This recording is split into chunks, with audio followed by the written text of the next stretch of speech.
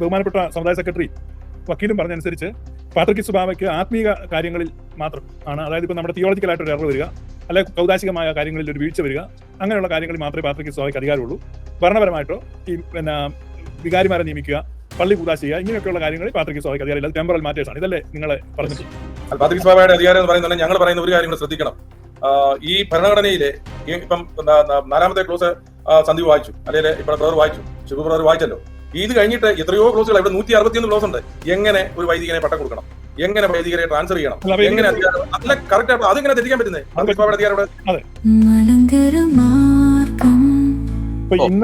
ഇന്നലെ ഇവിടെ ഞങ്ങൾ ചർച്ച ചെയ്തപ്പോൾ പറഞ്ഞത് പരമാധികാരം അസോസിയേഷൻ ആണെന്നും, അല്ല ഒരു സെക്കൻഡ് അവർ പറയാം, മെത്രാപ്പോലിത്ത അസോസിയേഷനിലെ അംഗമല്ലെന്നും, മെത്രാപ്പോലിത്തായിൽ നിന്ന് ഇതരമായ ഒരു അധികാര കേന്ദ്രമാണ് അസോസിയേഷൻ എന്നും, ക്നാനായ സമുദായത്തെ സംബന്ധിച്ച് അവസാന വാക്ക് അസോസിയേഷന്റേതാണെന്നുമാണ് ഇന്നലത്തെ ചർച്ചയിൽ പറഞ്ഞത്. അത് ശരിയാണോ? ഒരു കാര്യം ഇപ്പം വായിച്ചതിനകത്ത് വിശ്വാസപരമായോ ഭരണപരമായോ ഉള്ള കാര്യങ്ങളിൽ മെത്രാപ്പോലീത്ത ചെയ്യുന്ന തീരുമാനങ്ങൾക്കാ. മെത്രാപ്പോലീത്ത സ്വന്തമായിട്ട് അവിടെ ഇരുന്നുകൊണ്ട് എന്തെങ്കിലും ചെയ്യുകയാണെങ്കിൽ ഈ ഭരണഘടനയ്ക്ക് വിരുദ്ധമായിട്ട് ചെയ്യുകയാണെങ്കിൽ പാത്രികീസ് ബാവയ്ക്ക് കൊടുക്കുക. ഇത് ക്നാനായ അസോസിയേഷനാണ് തീരുമാനമെടുക്കുന്നത്. ഇപ്പൊ ക്നാനായ അസോസിയേഷനാണ് ഇങ്ങനെയുള്ള ടെമ്പറൽ മാറ്ററുകളിൽ തീരുമാനമെടുക്കുന്നതിന് അതിനെങ്ങനെ അപ്പീൽ കൊടുക്കാൻ പറ്റുന്നത്? ഇപ്പൊ ഇത് മെത്രാപ്പോലീത്ത എന്ന് പറയുന്ന ആളിനും ഈ ഭരണഘടനയ്ക്കുള്ളിൽ നിന്നുകൊണ്ടാണ് പ്രവർത്തിക്കാൻ പറ്റത്തുള്ളത്. അങ്ങനെയാണ് പിതാക്കന്മാർ ഉണ്ടാക്കി വെച്ചിരിക്കുന്നത്. മെത്രാപ്പോലീത്ത ഇപ്പൊ അവിടെ ഇരുന്നുകൊണ്ട് യാതൊരു രീതിയിലും ഇല്ലാതെ അദ്ദേഹം ഓരോ കൽപ്പന ഇറക്കിയാൽ പാത്രികീസ് ബാവയ്ക്ക് കൊടുക്കാം, ഞങ്ങൾക്ക് കൊടുക്കാം. മെത്രാപ്പോലീത്തയ്ക്ക് ചെയ്യാൻ അധികാരമില്ല. അത് മെത്രാപ്പോലീത്ത ചെയ്യുന്ന തീരുമാനങ്ങൾ കൊടുക്കാം. പക്ഷേ ക്നാനായ അസോസിയേഷന് ചെയ്യുന്ന തീരുമാനങ്ങൾക്ക് അതിനകത്ത് പറഞ്ഞിട്ടില്ല. അങ്ങനെ പറഞ്ഞാൽ പോരല്ലോ. 97 വായിച്ചു നോക്കി, ക്ലോസ് നമ്പർ 97. മെത്രാപ്പോലീത്തായെ സഹായിക്കുന്നതിന് മലങ്കര സുറിയാനി ക്നാനായ അസോസിയേഷൻ എന്നൊരു സംഘം ഉണ്ടായിരിക്കുന്നതാണ്. അപ്പൊ അസോസിയേഷന്റെ ജോലി എന്താ? മെത്രാപ്പോലീത്തായെ സഹായിക്കുക എന്നുള്ളത് മാത്രമേ ഉള്ളൂ. ഈ വിഷയത്തിൽ സഹായിക്കുന്നതിനല്ല. 97 ക്നാനായ അസോസിയേഷൻ ഒരു സംഘമാണ് മെത്രാപ്പോലീത്തായെ സഹായിക്കുന്നതിന്. അതുകൂടാതെ ഈ അമേരിക്കയിലെ കാര്യങ്ങളൊക്കെ പറഞ്ഞല്ലോ. ഈ 97 ഞാനൊന്ന് വായിക്കാം. സമുദായം സംബന്ധിച്ചുള്ള എല്ലാ കാര്യങ്ങളിലും തീരുമാനങ്ങൾ എടുക്കുന്നതിനും അവ നടപ്പാക്കുന്നതിനും മെത്രാപ്പോലീത്തായെ സഹായിക്കുന്നതിന് മലങ്കര സുറിയാനി ക്നാനായ അസോസിയേഷൻ എന്ന അഭിധാനത്താൽ ഒരു സംഘം ഉണ്ടായിരിക്കും. അതാണ് അതിന്റെ രത്ന ചുരുക്കം. രണ്ടാമത് ക്ലോസ് നമ്പർ 159 ഒന്ന് വായിച്ചു നോക്കാം. 159 പറഞ്ഞത് അമേരിക്കയിലെ പ്രത്യേക സാഹചര്യത്തിൽ നിലവിൽ 159 അമേരിക്കയിലെ പ്രത്യേക സാഹചര്യത്തിൽ നിലവിലുള്ള ഭരണ സംവിധാനം തുടരാവുന്നതാണ് എന്ന് പറഞ്ഞാൽ ഈ നോർത്ത് അമേരിക്കൻ ക്നാനായ കമ്മ്യൂണിറ്റി എന്ന് പറഞ്ഞ ഒരു രജിസ്റ്റേർഡ് സംഘടനയെ അമേരിക്കയിലെ ഭരണ ചുമതലയ്ക്ക് വേണ്ടി പരിശുദ്ധ അഭിനന്ദന കാലം ചെയ്ത ക്ലീമിസ് തിരുമേനിയുടെ കാലഘട്ടത്തിൽ അന്ന് രജിസ്റ്റർ ചെയ്തിട്ടുണ്ട്. ആ NAKC എന്നാണ് നമ്മൾ പറയുന്നത്, നോർത്ത് അമേരിക്കൻ ക്നാനായ കമ്മ്യൂണിറ്റി. അവരാണ് അമേരിക്കയിലെ ഭരണം നടത്തിക്കൊണ്ടിരിക്കുന്നത്. അതിനുവേണ്ടിയാണ് ഒരു മെത്രാച്ചനെ വെച്ചിരിക്കുന്നത്. ഭരണഘടനയിൽ വ്യക്തമായിട്ട് അങ്ങനെ ഇരിക്കുമ്പോൾ എന്താ ഇവർ ചെയ്തത്? സെവരസ് മെത്രാച്ചന്റെ സംഘം കൂടെ ചെയ്തത് എന്താ? അവര് പാരലായിട്ട് വേറൊരു സംഘത്തിനെ ഉണ്ടാക്കുക, NAMKC.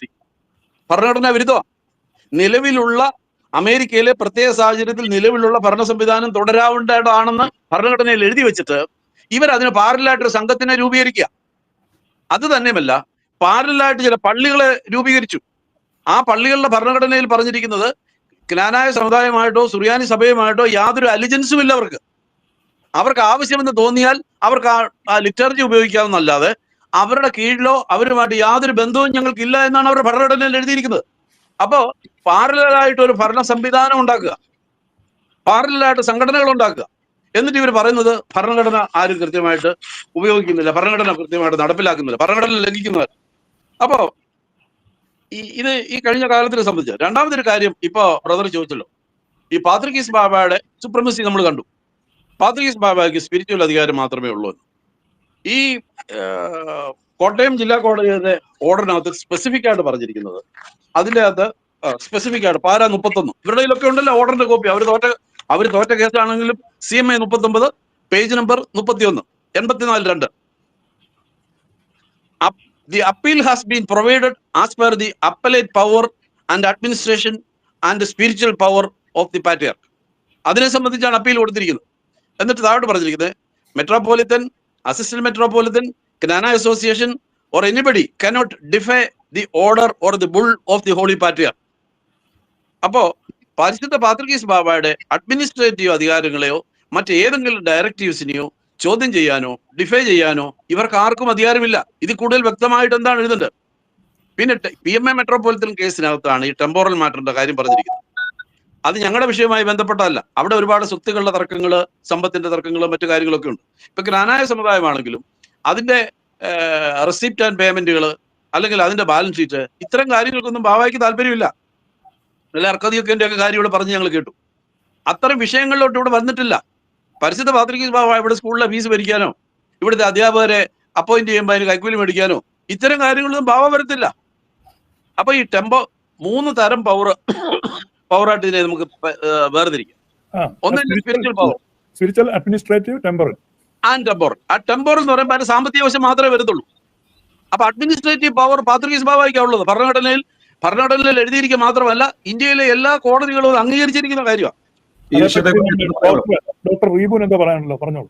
ബ്രദറെ, ഈ വിഷയം സംബന്ധിച്ച് നമ്മൾ ഇന്നലെ ഇവിടെ അഡ്വക്കേറ്റ് സന്ദീപ് താമരപ്പള്ളി ഇന്നലെ ഇവിടെ നമ്മുടെ ഈ ലൈവിൽ വന്ന് പറഞ്ഞ കാര്യം എന്ന് പറയുന്നത്, പരിശുദ്ധ പാത്രികീസ് ബാവയ്ക്ക് ടെമ്പറൽ അധികാരമില്ല, അദ്ദേഹത്തിന് സ്പിരിച്വൽ അധികാരം മാത്രമേ ഉള്ളൂ എന്നാണ് അദ്ദേഹം പറഞ്ഞത്. എന്റെ കൈവശം ഇരിക്കുന്ന ഈ പേപ്പർ എന്താന്ന് പറഞ്ഞാൽ, ഇദ്ദേഹം 2011 നമ്മുടെ ഈ അഡ്വക്കേറ്റ് സന്ദീപ് താമരപ്പള്ളിയിൽ പത്തനംതിട്ട ജില്ലാ കോടതിയിൽ, മുനിസിപ്പൽ കോടതിയിൽ അഭിനന്ദനായ സേവോറിയോസ് തിരുമേനിക്ക് വേണ്ടി ഈ 84(2) എന്ന വകുപ്പിനെ ഇന്ററപ്റ്റ് ചെയ്ത് അദ്ദേഹം എഴുതി കൊടുത്തിരിക്കുന്ന സത്യവാങ്മൂലത്തിന്റെ കോപ്പിയാണിത്.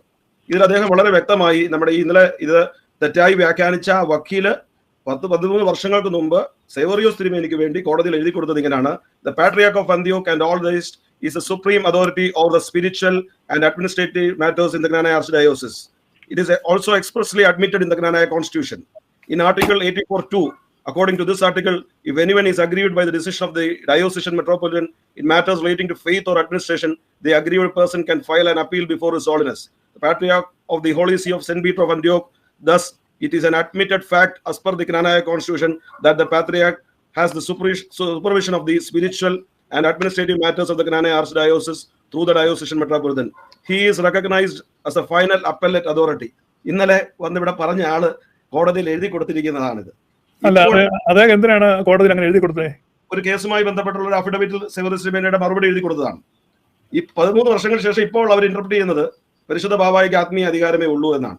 അതായത് ഇന്നലെ നമ്മുടെ ലൈവിൽ വന്ന സന്ദീപ് എബ്രഹാം വക്കീൽ തന്നെ കൊടുത്ത അഫിഡവിറ്റ് ആണ് ഞാൻ വായിച്ചത്. അവിടെ വ്യക്തമായി എഴുതിയിരിക്കുന്നു, ഭരണഘടനാനുസൃതം പരിശുദ്ധ ബാവായ്ക്ക് അപ്പീലേറ്റ് അതോറിറ്റി ഉണ്ട്, അദ്ദേഹമാണ് ഉണ്ട് എന്ന് എഴുതി കൊടുത്തിരിക്കുകയാണ്. എന്നിട്ടാണ് ഈ ഇവിടെ നമ്മൾ പറഞ്ഞല്ലോ ബ്രദറെ, ഇവിടെ വസ്തുതാവിരുദ്ധമായ കാര്യങ്ങൾ അസോസിയേഷനിലൂടെയും, ഞങ്ങളുടെ അസോസിയേഷനൊന്നും നേരത്തെ ലൈവിലൊന്നും ഇല്ലായിരുന്നു, ഞാനൊക്കെ ഇപ്പം 8ാമത്തെ വർഷം അസോസിയേഷൻ മെമ്പർ ആകുന്നത്. അപ്പോൾ അസോസിയേഷനൊക്കെ ഇപ്പോൾ പതിവായി ലൈവിൽ വന്ന് തെറ്റിദ്ധാരണപരമായ കാര്യങ്ങൾ ഇങ്ങനെ പറഞ്ഞ് ഈ പരിശുദ്ധ പാത്രികീസ് ബാവ ഇവിടുത്തെ ഇന്റേണൽ അഡ്മിനിസ്ട്രേഷനിൽ ഇടപെടുന്നു, അല്ലെങ്കിൽ ബാവ ഇവിടെ ആവശ്യമില്ലാത്ത കാര്യങ്ങൾ ഇടപെടുന്നു എന്നൊക്കെ പറഞ്ഞ് ജനത്തിനോട് ഇവർ നുണ പറയുകയാണ്. പരിശുദ്ധ ബാവ മെത്രാപോലിത്തന്മാർക്ക് അടുത്തതായ കാര്യങ്ങളിൽ ഒഴിച്ച് മറ്റൊരു കാര്യങ്ങളിലും ഇടപെട്ടിട്ടില്ല. ഞാൻ ഈ സഭയുടെ കോളേജിന്റെ സെക്രട്ടറി ആയിട്ട് 6 വർഷം സേവനം അനുഷ്ഠിച്ച വ്യക്തി, 2 ടേൺ ഇരുന്ന ആളാണ്. അവിടുത്തെ ഇന്റേണൽ അക്കൗണ്ട്സിലോ ഒന്നും പരിശുദ്ധ പാത്രികീസ് ബാവ ഇടപെട്ടിട്ടില്ല. ഇവിടുത്തെ ഒരു ഭക്തസംഘടനയുടെ കാര്യത്തിൽ ഇടപെട്ടു. ഞാൻ ഭക്തസംഘടനയുടെ ജനറൽ സെക്രട്ടറി ആയിട്ട് 3 വർഷം പ്രവർത്തിച്ച ആളാണ്. ഇവിടെ മെത്രാപോലിത്തന്മാരെ സംബന്ധിച്ചും പരിശുദ്ധ സുറിയാനി സഭയുടെ ലിറ്റർജി സംബന്ധിച്ചും ഒക്കെ കൈകടത്തലുകൾ ഇപ്പോഴത്തെ മാനേജിംഗ് കമ്മിറ്റിയും അസോസിയേഷൻ തുടങ്ങിയപ്പോഴാണ് പരിശുദ്ധ പാത്രികീസ് ബാവയ്ക്ക് ഇടപെടേണ്ടി വന്നത്.